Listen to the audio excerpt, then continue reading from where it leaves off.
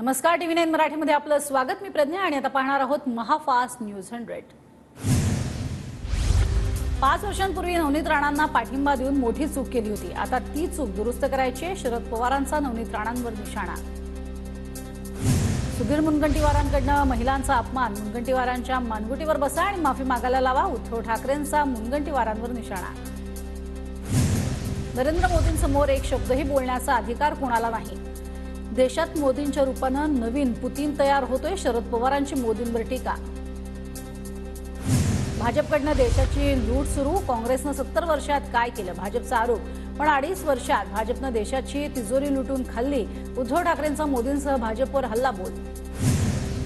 अहमदनगरमधनं महायुतीचे उमेदवार सुजय विखे पाटलांकडनं उमेदवारी अर्ज दाखल। मुख्यमंत्री आणि दोन्ही उपमुख्यमंत्र्यांच्या उपस्थितीत अर्ज भरला। अर्ज भरण्यापूर्वी रॅली काढत केलं शक्तीप्रदर्शन। मावळमध्ये शक्तीप्रदर्शन करत महायुतीचे उमेदवार श्रीरंग बारणेंकडनं उमेदवारी अर्ज दाखल। मुख्यमंत्री शिंदेंसह उपमुख्यमंत्री फडणवीस, अजित पवार हे उपस्थित। उमेदवारी अर्ज भरण्यापूर्वी सदाशिव लोखंडे, साई दरबारी, शिंदे, फडणवीस आणि अजित पवारांच्या उपस्थितीत महायुतीची सभा।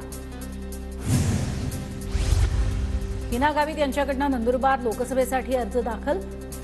शक्तीप्रदर्शन करत उमेदवारी अर्ज केला दाखल।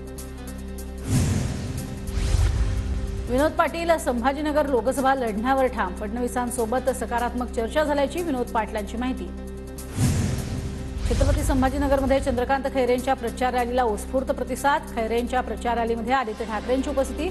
उमेदवारी अर्ज भरल्यानंतर चंद्रकांत खैरे यांचं शक्तीप्रदर्शन।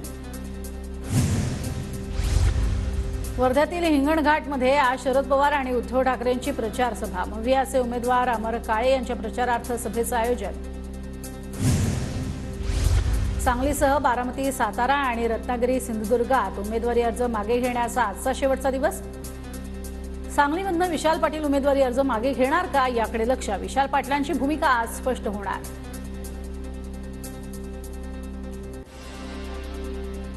विशाल पाटील यांना थांबवण्यासाठीचे सगळे प्रयत्न हे करण्यात आलेले आहेत। बंडखोरी करून त्यांनी अर्ज दाखलही केलाय। मात्र अर्ज मागे घेण्याचा आजच्या शेवटच्या दिवशी ते काय निर्णय घेतात याकडे लक्ष आहे।